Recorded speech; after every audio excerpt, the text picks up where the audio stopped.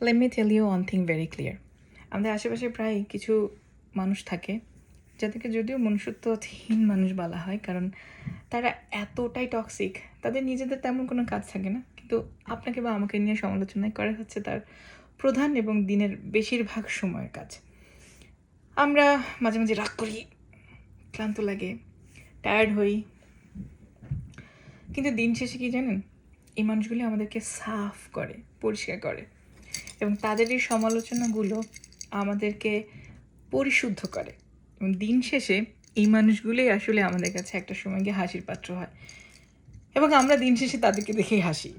So আপনার যদি মনে হয় এই মানুষগুলো আপনার মনোবল নষ্ট করছে, এই মানুষগুলো আপনাকে দিন দিন ছোট করছে, এই মানুষগুলোর জন্য আসলে আপনি আরও বেশি ক্লান্ত হচ্ছেন, বিধ্বস্ত হচ্ছেন, মোটেও না। Don't focus on them, just focus on your own growth, develop your skill, focus on your life. Life will be jingalala.